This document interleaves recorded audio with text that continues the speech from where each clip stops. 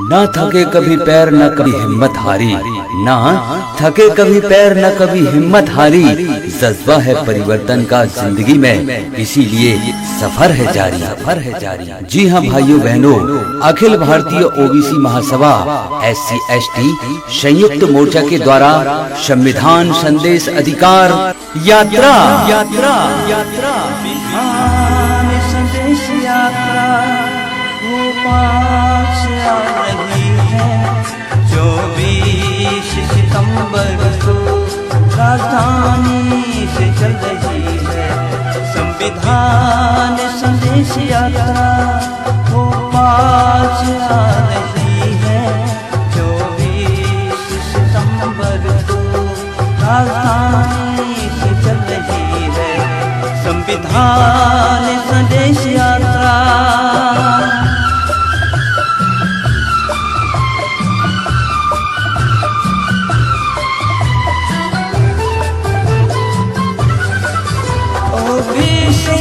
Lalit Kumar ji ST/ST के देसी किसानों के हैं मसीहा। ओबीसी ललित कुमार जी, ओबीसी ललित कुमार जी दलितों के हैं देसी मजदूरों के मसीहा। ओबीसी ललित कुमार जी विधान संदेश यात्रा। न्यायपालिका लोकतंत्र का तीसरा स्तंभ। जाके देखो सुप्रीम कोर्ट में क्या स्थिति है। लोकतंत्र संविधान यह कहता है कि वहां भी SC/ST OBC और जनरल अल्पसंख्यक के आधार पर न्यायपालिका में न्यायाधीश होना चाहिए। क्या मचा के रखा है? कभी पता तो करो, मेरी बात को मानना नहीं, जानने का काम करना। 31 न्यायाधीश है सुप्रीम कोर्ट में। कितने तुम्हारे कुर्मी, काची, अलीगढ़िया, तेली, तमोली, मीना, लोधी, यादव, कुशवाहा, पटेल, प्रजापति, सेन, विश्वकर्मा, कितने हैं? 0 सन्नाटा। बहुत अच्छा लगता है आपको 0 सन्नाटा सुनना। बहुत महान लोग हैं ना। हाईकोर्ट की स्थिति देख लो जबलपुर की,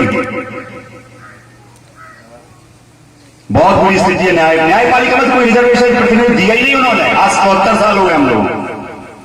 और मीडिया तो माशाअल्लाह है। SC को ना ST को ना OBC को।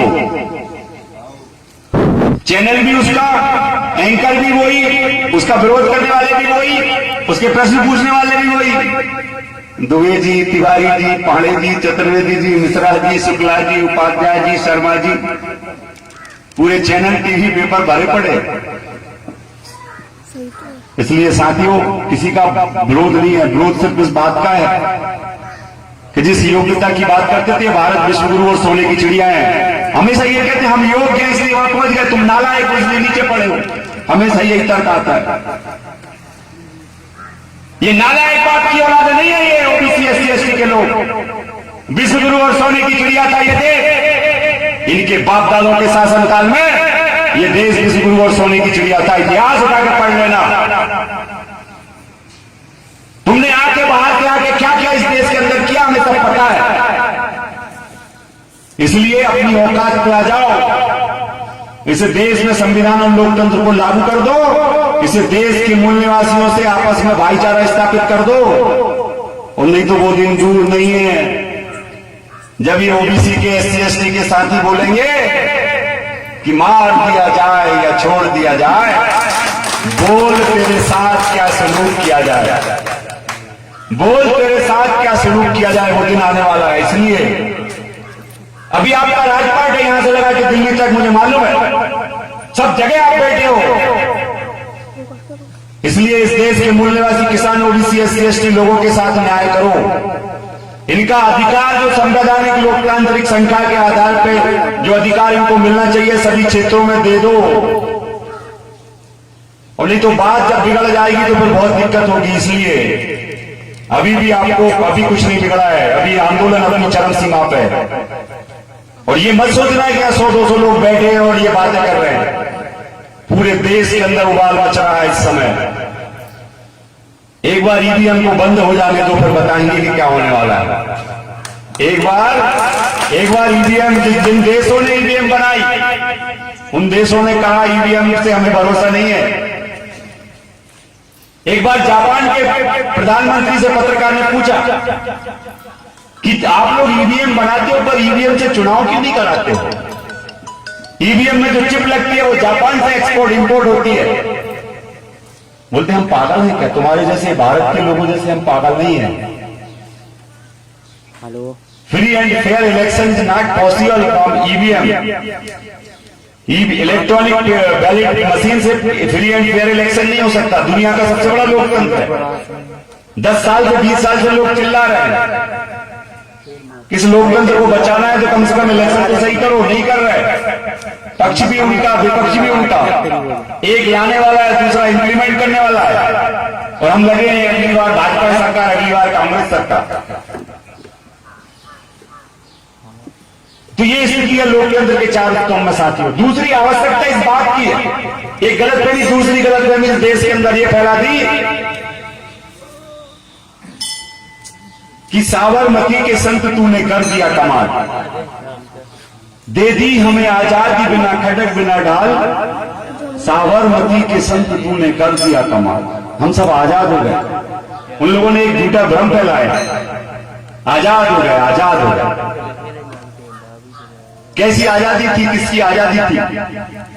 बहुत सारे विदेशी आक्रमणकारी इस देश में आए। सबसे पहले आर्यंस आए, शक आए, हूण आए, मुगल आए, फ्रांसीसी आए और अंग्रेज आए।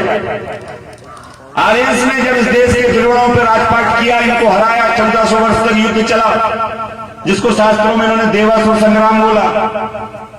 एक तरफ देवताओं की सेना थी, एक तरफ राक्षसों की सेना थी। आज की स्थिति है, घर में टीवी चल रही थी और देवता लोग छल कपट से राक्षस के सर काट रहे थे। जितने लोग बैठे थे सब लोग ताली बजा रहे थे और मेरी आंखों से आंसू आ रहे। उनमें से एक से रहा नहीं गया, मुझसे पूछा कि राक्षस के सर कट रहे हैं और हम सब तालियां बजा रहे, खुश हो रहे हैं, और आपकी आंखों में आंसू क्यों हैं? मैंने बोला कि जितने लोग ताली बजा रहे हैं ये सब राक्षस के वंशज हैं। ये बात सिर्फ मुझे पता है, इन लोगों को नहीं पता, इसलिए ताली बजा रहे हैं और मेरी आंखों में आंसू है। इस देश का सच्चा इतिहास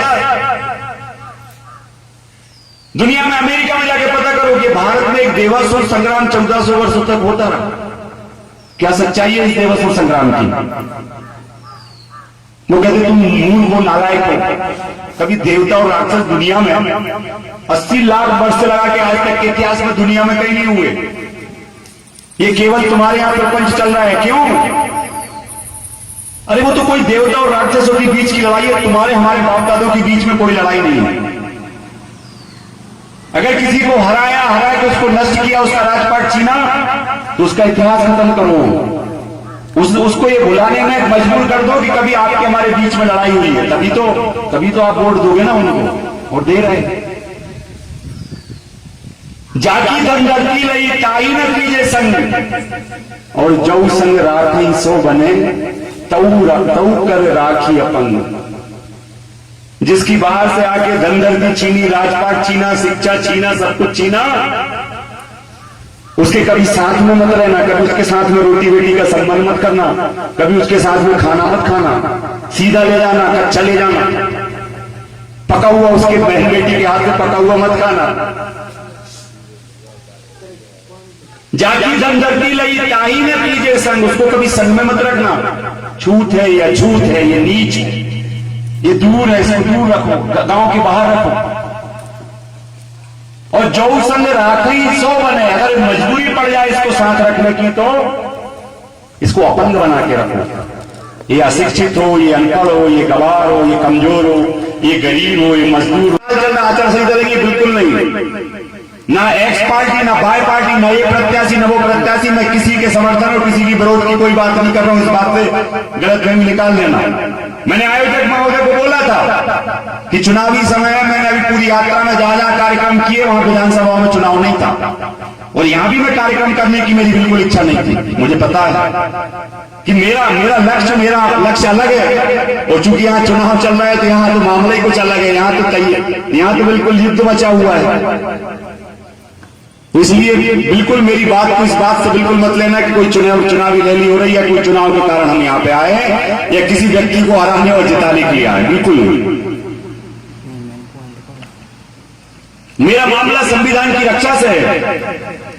हमारी रथ यात्रा इस देश में लोकतंत्र की पूर्णतः स्थापना करने से। ये सब बात करने का मतलब ये बिल्कुल नहीं है कि हम कोई जनरल के विरोधी, बिल्कुल नहीं है। भारत का संविधान ये कहता है कि जनरल की संख्या इस देश में 10% है, तो 10% ले लो। व्यवस्थापिका, कार्यपालिका, न्यायपालिका, मीडिया, उद्योग, व्यापार, निजी क्षेत्र में 10% ले लो, कोई दिक्कत नहीं है। पर 10% की जगह तुम कहीं 80%, कहीं 90%, कहीं 99%, कहीं 100%, कहीं 70%, क्या मचा कर? यही डेमोक्रेसी है, ये लोकतंत्र है। और उनकी कोई गलती नहीं है। हर एक आदमी ये चाहता है कि मुझे मैक्सिमम मिल जाए। गलती आप लोगों की है। जो वोट की कीमत जो आपकी है, आप नहीं जानते। एक 500 रुपए में और एक दारू की बोतल में और एक मुर्गा और बकरा में बोतल रहने का और समर्थन देने का काम इस देश में चल रहा है। एक वोट की कीमत 100 करोड़ से ज्यादा है। अगर बेचना है अपनी वोट को तो बेचो, कम से कम 100 करोड़ की जगह 1 करोड़ तो लो, तो तुम्हारे बच्चों का कुछ भला हो जाए, कुछ उद्योग धंधे डल जाए। 500-500 रुपए में, 1000-1000 रुपए में वोटों को बेचने का धंधा आज से नहीं और यहां नहीं, पूरे देश की तस्वीर यही है। यही हमारी बर्बादी का कारण है। अपनी वोट की कीमत को पहचानो। 100 करोड़ से ज्यादा कीमती आपका वोट है। अगर बेचना है तो कम से कम 100 करोड़ की चीज 1 करोड़ में तो बेचो। तो मैं समर्थन दे दूंगा, कहा बेच दो, XYZ किसी को भी बेच दो। इसलिए साथियों, समझने की आवश्यकता है। अगर अपनी वोट की कीमत इस देश का लोकतंत्र और संविधान को नहीं जानोगे तो बहुत दिक्कत होने वाली है। कानून बनाने वाली संस्थाओं की स्थिति मैंने बता दी। विधानसभा, लोकसभा की बताई। राज्यसभा में तो ना ST को एक सीट सुरक्षित है, ना ST को है, और OBC तो महान लोग है, वो तो और दूर है, वहां भी जीरो। कानून बनाने वाली चौथी संस्था विधान परिषद में ना ST को कोई सीट सुरक्षित है, ना ST को है, ना OBC को है। तुम कहते हो कि SC ST ने सब कुछ ले लिया। पहले पता तो करो कितना लिया और कितना उनको भी मिलना बाकी है। कार्यपालिका नौकरी की बात करें, शेड्यूल कास्ट और ट्राइब को 15% और 7.5% रिजर्वेशन है, प्रतिनिधित्व है, होना चाहिए। आज वो पूरा भर नहीं पाया। SC का जो 15% होना चाहिए था, 12.5% भरा। ST को जो